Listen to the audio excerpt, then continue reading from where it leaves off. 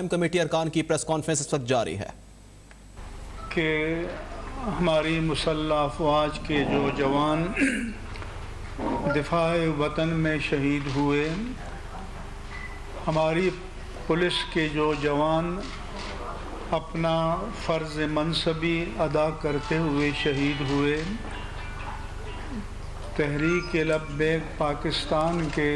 جذبہ محبت رسول سے معمور جو نوجوان شہید ہوئے، یا رب العالمین ان تمام شہداء کو اپنی بارگاہ عالی میں مغفرت کاملہ نصیب فرما، ان کو اور ہم سب کو آخرت میں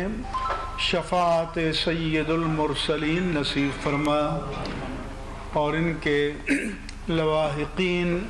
متعلقین اور اعزاء کو صبر جمیل اور اس صبر پر اجر عطا فرما، اور ریاست سے اپیل ہے کہ ان کے پسماندگان کی کفالت کے لیے کوئی انتظام فرمائیں۔ اس کے بعد میں میڈیا کے دوستوں کا شکریہ ادا کرتا ہوں کہ وہ خیر کے فروغ کے لیے ہمارے ساتھ، پوری قوم کے ساتھ، ملت کے ساتھ تعاون کریں گے اور تمام معاملات کو مثبت رنگ میں لیں گے۔ تحریک لبیک پاکستان کے دھرنے سے جو صورتحال پیدا ہوئی، اس سے عہدہ برا ہونے کے لیے وزیر اعظم پاکستان نے حکومت کی جانب سے ایک انتہائی سنجیدہ اور ذمہ دار 3 افراد پر مشتمل اپنی کمیٹی قائم کی۔ محترم جناب شاہ محمود قریشی صاحب وزیر خارجہ پاکستان، محترم جناب اسد قیصر صاحب اسپیکر قومی اسمبلی، محترم جناب علی محمد خان صاحب وزیر مملکت برائے پارلیمانی امور، اور اس کے ساتھ ساتھ تحریک لبیک پاکستان کی شورا کی نمائندگی جناب مفتی محمد عمیر الازہری، علامہ غلام عباس فیضی اور حافظ محمد حفیظ صاحب نے کی۔ میں وزیر اعظم کا شکر گزار ہوں کہ انہوں نے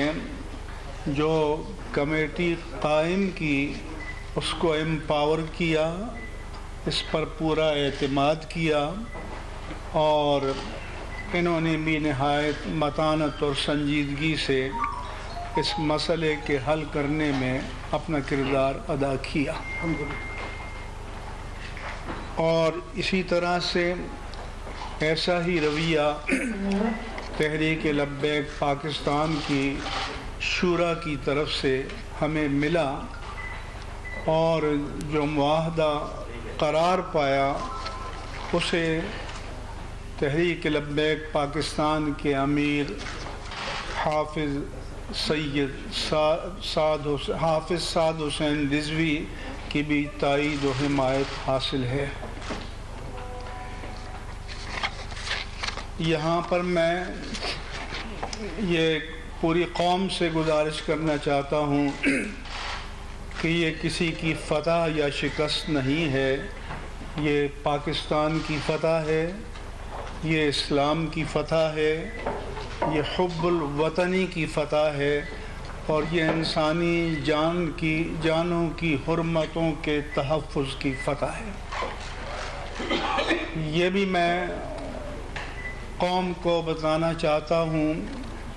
کہ یہ مذاکرات کسی جبر اور تناؤ کے ماحول میں نہیں ہوئے، سنجیدہ ماحول میں، ذمہ دارانہ ماحول میں، اور آزادانہ طور پر ہوئے، اس لیے اس میں سب کا حسب مراتب کنٹریبیوشن ہے، حصہ ہے، اور سب ہماری اور پوری قوم کے شکریہ کے حقدار ہیں۔ یہ معاہدہ اس لیے ہوا کہ جوش پر ہوش غالب آیا، جذباتیت پر معقولیت غالب آئی، اور تمام فریقوں نے حکمت و تدبیر و فرزدہ کیا۔ اللہ تعالیٰ اپنے حبیب کریم صلی اللہ علیہ وآلہ وسلم کے طفیل ملک کو اس کے بہتر ثمرات نصیب فرمائے۔ اس معاہدے کے نتیجے میں ایک اسٹیئرنگ کمیٹی بنائی گئی ہے کہ جو اس کی نگرانی کرے گی۔ وزیر مملکت برائے پارلیمانی امور جناب علی محمد خان صاحب اس کے سربراہ ہوں گے۔ جناب راجہ بشارت صاحب وزیر قانون پنجاب، سیکریٹری وزارت داخلہ حکومت پاکستان اور ہوم سیکریٹری صوبہ پنجاب بلحاظ عہدہ اس کمیٹی کے رکن ہوں گے۔ تحریک لبیک پاکستان کی طرف سے مفتی غلام غوث بغدادی اور جناب انجینئر حفیظ اللہ علوی اس کمیٹی کے رکن ہوں گے، اور انشاءاللہ تعالی یہ آج ہی سے فنکشنل ہو جائے گی اور فعال ہو جائے گی۔ اور یہ معاہدہ اس طرح کا نہیں ہے کہ دوپہر کو دستخط کیے جائیں اور شام کو ٹی وی پر کہا جائے کہ اس کی کوئی قانونی حیثیت نہیں ہے۔ اللہ کے قانون سے بڑھ کر بھی دنیا میں کوئی قانون ہے کہ اللہ فرمائے کہ وَأَوْفُوا بِالْعَهْدِ إِنَّ الْعَهْدَ كَانَ مَسْئُولًا، عہد کو وفا کرو، بے شک اللہ کی عدالت میں عہد کے بارے میں پوچھا جائے گا۔ میں اہل سنت و جماعت پاکستان کے ملک بھر میں اور بیرون ملک لوگ جو رابطے میں ہیں اور اس کے بارے میں متفکر تھے، ان سب کو یقین دلاتا ہوں، تمام مسلمانوں کو یقین دلاتا ہوں کہ انشاءاللہ تعالی اس سے خیر برآمد ہوگی۔ اسی طرح میں بعض دینی سیاسی جماعتوں نے، ان کے سربراہان نے مجھے ٹیلی فون کیا اور کہا کہ آپ جب اور جہاں کہیں گے منصفانہ مقصد کے لیے ہم آپ کے شانہ بشانہ کھڑے ہوں گے۔ میں ان کا بھی شکریہ ادا کرتا ہوں۔ حکومت کی صفوں میں جنہوں نے معقولیت کا مظاہرہ کیا اور جنہوں نے طاقت کے استعمال سے احتراز کرنے کا مشورہ دیا، اور حزب اختلاف میں جنہوں نے یا حکومت کے اتحادیوں میں جنہوں نے طاقت کے استعمال سے گریز کا مشورہ دیا، میں تہہ دل سے ان سب کا شکریہ ادا کرتا ہوں۔ ہمارے میدان صحافت کے تجزیہ کار ہوں، کالم نگار ہوں، دیگر حضرات ہوں جنہوں نے معقولیت کا مشورہ دیا، میں تہہ دل سے ان کا بھی شکریہ ادا کرتا ہوں۔ اور ان سب حضرات کی تائید اور کوشش سے یہ ماحول پیدا ہوا۔ میں میڈیا کے دوستوں سے گزارش کرتا ہوں کہ ایک دو دن اگر آپ کی دکان پہ مندی ہو جائے تو ملک و ملت کی خاطر، اس پیارے پاکستان کی خاطر اس کی قربانی دے دیجئے گا، اور منفی کھود کرید میں پڑھنے کی بجائے مثبت پہلوؤں کو سامنے لانے کی کوشش کیجئے گا، کیونکہ اس پاکستان کی سلامتی، اس کا امن، اس کی عافیت اور اس میں انسانی جانوں کا، املاک کا، آبرو کا تحفظ جس طرح حکومت کی ذمہ داری ہے، میری بھی ہے، آپ کی بھی ہے، ہر ایک کی ہے، اور جو جتنا اختیار و اقتدار رکھتا ہے اس کی سب سے زیادہ ہے۔ ہر ایک کو معلوم ہے کہ حکومت کے پاس طاقت بھی ہوتی ہے،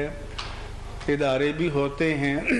اس لیے جو لوگ بار بار یہ یاد دلانا چاہتے ہیں تو کیا وہ لوگوں کو احمق سمجھتے ہیں کہ ان کو اتنی بات بھی نہیں معلوم کہ حکومت کے پاس طاقت ہوتی ہے؟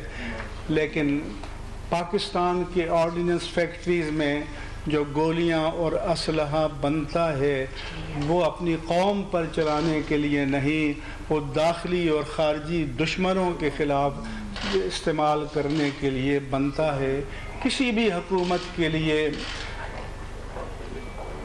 طاقت کا استعمال اپنے عوام کے خلاف کوئی باعث افتخار نہیں ہے،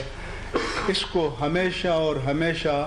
زیرو آپشن پر رکھنا چاہیے اور ہمیشہ مکالمہ اور مذاکرات کی طرف آنا چاہیے۔ اور اب جانتے ہیں کہ اگر 90 ڈگری میں کھڑے ہو جائیں دونوں تو مسئلے حل نہیں ہوتے۔ ملک کی خاطر، عافیت کی خاطر، سلامتی کی خاطر تھوڑا بہت ہر فریق کو ایثار سے کام لینا پڑتا ہے۔ اچھی بات ہے کہ معاہدہ ہو گیا ہے، لیکن اس سے پہلے بھی کافی سارے معاہدے ہوئے ہیں، تو کیا سمجھا جائے سن لیا آپ کا سوال؟ اس سے پہلے ہم ماضی کو بلا کر بیٹھے ہیں اور ہمیں یقین دلایا گیا ہے اور ہم ذمہ داروں کی یقین دہانی پر آپ کو یقین دلاتے ہیں کہ انشاءاللہ تعالی اس پر لفظاً و معناً ان لیٹر اینڈ اسپرٹ عمل کیا جائے گا۔ بسم اللہ الرحمن الرحیم۔ جب میں کہوں گا سوال جواب دیکھیے اور سنیے۔ بسم اللہ الرحمن الرحیم۔ میں تمام علماء مشائخ کا، اکابرین کا جو تشریف فرما ہے، دل کی اتح گہرائیوں سے شکریہ ادا کرنا چاہتا ہوں کہ انہوں نے فہم و فراست سے کام لیتے ہوئے ملک کو ایک امتحان سے بچایا ہے۔ جمعے کے روز میں صبح جب تہران سے لوٹا تو نیشنل سیکیورٹی کمیٹی کا اجلاس منعقد کیا گیا۔ نیشنل سیکیورٹی کمیٹی کے اجلاس نے طویل مشاورت اور گفتگو کے بعد ایک فیصلہ کیا کہ ہم نے مذاکرات کو ترجیح دینی ہے اور دانش سے، طاقت سے نہیں، دانش سے اس مسئلے کو حل کرنے کو ترجیح دینی ہے۔ الحمدللہ اسی مینڈیٹ کو ذہن نشین کرتے ہوئے اور جو قوم میں ایک اضطراب کی کیفیت تھی، جو ہم نے اور قوم نے ٹیلی ویژن پر معصوم لوگوں کی جانوں کا ضیاع دیکھا، لوگوں کو زخمی ہوتے دیکھا،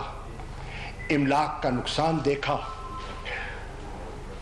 ہسپتالوں میں ایمبولینس کی رکاوٹ دیکھی، بچوں کو اسکولوں تک جانے کی دقتیں دیکھیں، اور جو ملک کی معیشت کو ایک نقصان کا خدشہ ہوا یا ہو سکتا تھا اگر یہ طوالت اختیار کرتا، ان سب چیزوں کو سامنے رکھتے ہوئے الحمدللہ ایک امن کا اور بہتری کا راستہ تلاش کیا گیا ہے۔ میں اس پر تمام اہل سنت کے زعماء اور قائدین کا شکریہ ادا کرنا چاہتا ہوں۔ میں تحریک لبیک کی قیادت کا بھی شکریہ ادا کرنا چاہتا ہوں، اور اگر اجازت دیجیے جنہوں نے اس میں اپنا حصہ شامل کیا، میں اپنے فرائض میں اس کو اپنا فرض سمجھتا ہوں کہ وہ اگر یہاں تشریف فرما نہیں بھی ہیں تو ان کا نام کا ذکر کر دیا جائے۔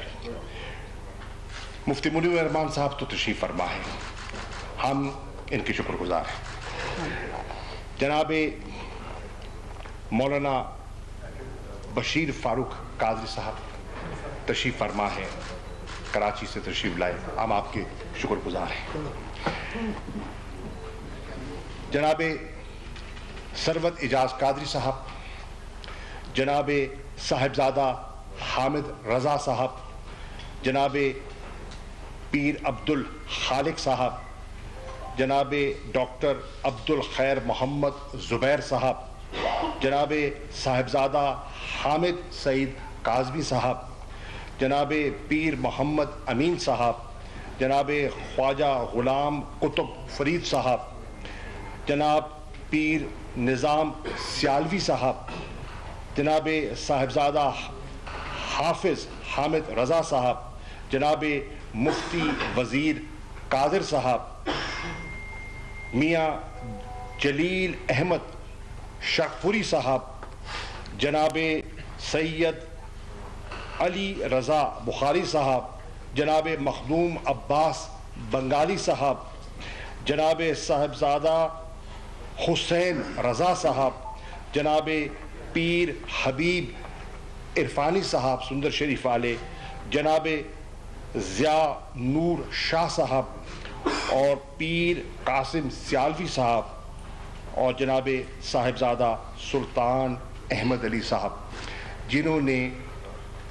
وزیر اعظم سے ملاقات بھی کی اور اپنا اثر و رسوخ اور اپنی مشاورت اور رہنمائی سے ہمیں مستفید کیا۔ اسی ان کی ہدایت، وزیر اعظم کی ہدایت پر اور سب صاحبان کی فہم و فراست کو سامنے بروئے کار لاتے ہوئے اور ملک و ملت کے مفاد کو سامنے رکھتے ہوئے، جانتے ہوئے کہ انتشار میں پاکستان کا فائدہ نہیں ہے، ان قوتوں کو فائدہ ہو سکتا ہے جو ملک میں افراتفری دیکھنا چاہتی ہیں، وہ قوتیں جو پاکستان کو مستحکم اور متحد دیکھنا چاہتی ہیں، یقیناً وہ متفکر ہیں۔ اللہ نے ہمیں اس میں سرخرو کیا ہے اور یہ بات پایا تکمیل کو پہنچی ہے۔ یہ ہم پوری قوم کو مبارکباد دیتے ہیں اور ان سب قائدین کا شکریہ ادا کرتے ہیں، اور اس وقت معاملات کو یہیں ہم سمیٹیں گے اور کوئی سوال جواب اس وقت نہیں ہوگا۔ Thank you. No question. ملک کی معیشت کو نقصان کا خدشہ بھی تھا، شاہ محمود قریشی کی جانب سے کہا گیا، جبکہ حکومتی اراکین اور مفتی منیر الرحمان مشترکہ طور پر پریس کانفرنس کر رہے تھے۔